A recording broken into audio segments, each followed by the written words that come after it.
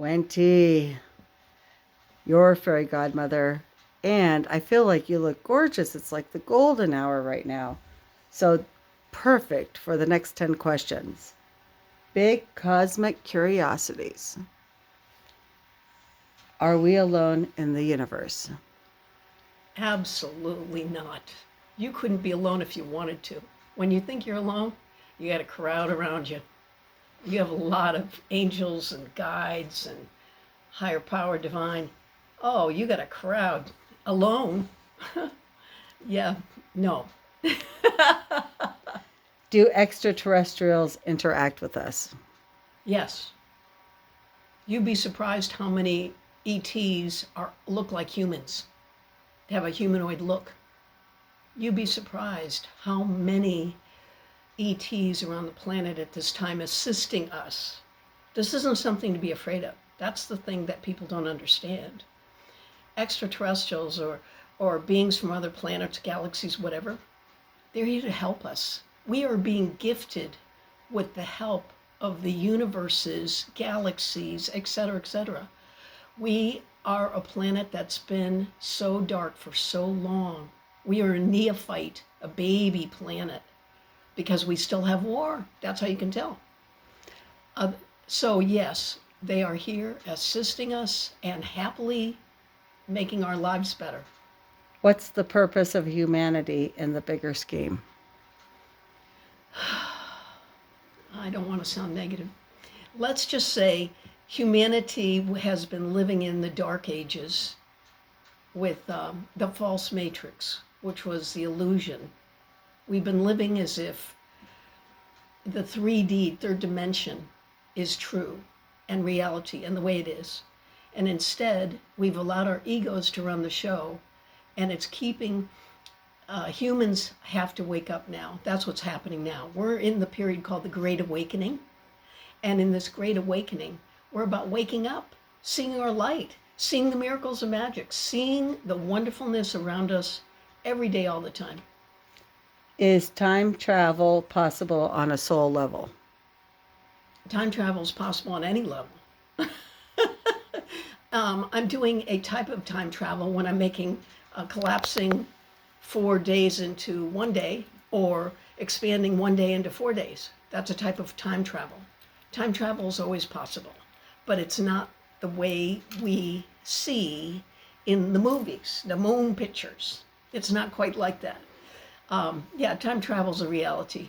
It's happening, it's happened, and it's here now in a theater near you.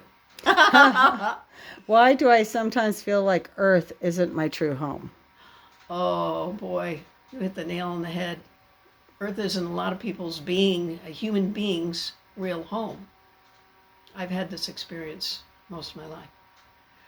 I understand why you're saying this, and it may not be the place where your divine parents came from.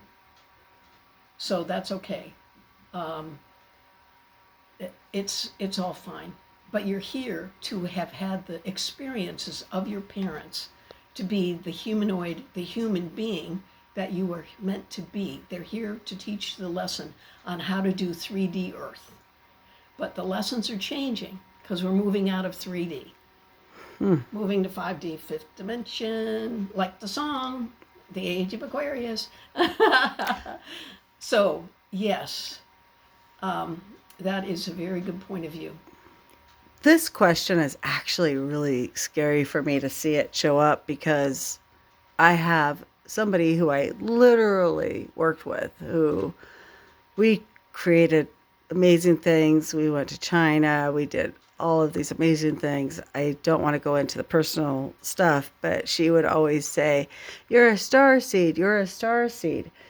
And I'd never had anybody say that before. And she was from China. So the question is, are star seeds real? I guess, yes, they are definitely real. And sincerely, everyone has, especially the beings that are on Earth, the special beings that are on Earth at this time, the ones that are awakening during the Great Awakening, are star seeds. So we're seeing a lot of that. For example, one of the things, my favorite starseed group is AA. AA are advanced beings who cannot stand the chemistry of alcohol. They cannot tolerate it. They're allergic to it.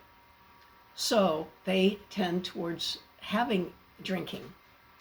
And they are starseeds. They're advanced beings. And they just can't handle the chemistry. It's really crap on their body.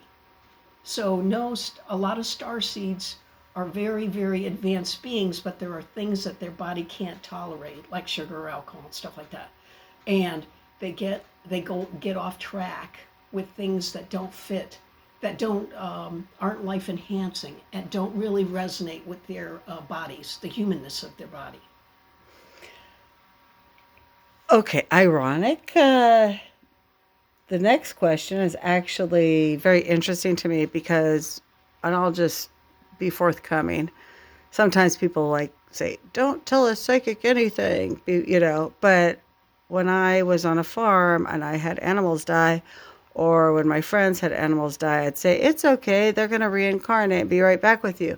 And that was my experience as a child, and I remember that. But this person's question is, do pets have souls that reincarnate with us? Pets definitely have souls. They have evolution, ascending, doing higher things. Matter of fact, sometimes humans will come back as a horsefly or an insect. So know that that would be the same with the animals. And theoretically, a somewhat higher evolution would be human, but sometimes people aren't awake and they're not evolved in their humanness. So same is true for every um, energetic being, any energetic being. Yeah. Um, why do I feel such a deep bond with nature? Because you're connected. Everyone should feel, excuse me, I'm doing a should, I apologize.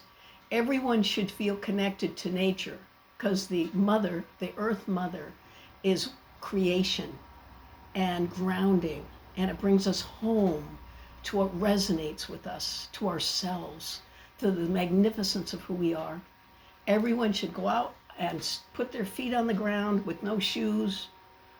Shoes are a major problem, with no shoes, and ground, allow themselves to have that next level of connection to trees. They call people tree huggers. Well, it's because they're resonating. Same thing with putting your feet on the ground. Um, they say negative things about that. That's actually very, very positive and very life enhancing. They have grounding mats that if you can't get on the earth, you can have it under your desk or under your breakfast table. I'm an advocate of grounding mats. There's grounding shoes. Let me just say that is a really wonderful thing to do, is to be connected to nature. It's actually critically important right now. Well, you kind of answered this, but I'll ask since it was sent in, is the earth itself a conscious being? Oh, yeah. It's our mother. Oh, yes. The Earth Mother is such a conscious being. She's connected to all that is, and she's such a gift to every one of us. I feel honored to be part of serving her because she is allowing us to have life. That's why you want to be looking at all these environmentalists and stuff saying stuff about the earth and helping the earth. Well, it's not just a nice thing to do. It's the only thing to do because the earth is feeding us. We live from the earth's bounty. We are part of the earth and deeply connected to her. They call it Gaia, Mother Earth. What's the difference between fate and free will in the cosmos? Um, Free will is kind of a joke. Now, we're supposed to be a planet of free will. You'll hear this over and over ad nauseum. And I want to make you aware that what with fate or destiny or any of that is the path you're on, and you resonate with it, and then you're moving on this in that path in the quote right direction. Okay, free will is ego-run riot.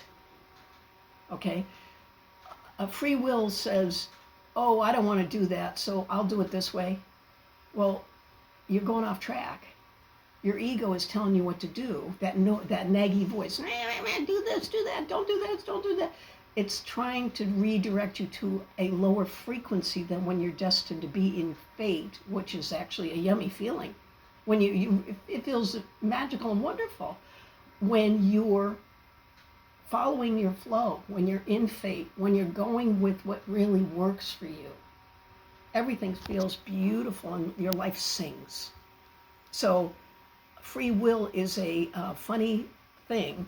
It's supposed to be really great that this is a plan of free will, but it's turned out to be until the false matrix started melting and leaving the illusion. Now we're starting to see that we're being guided by spirit guides.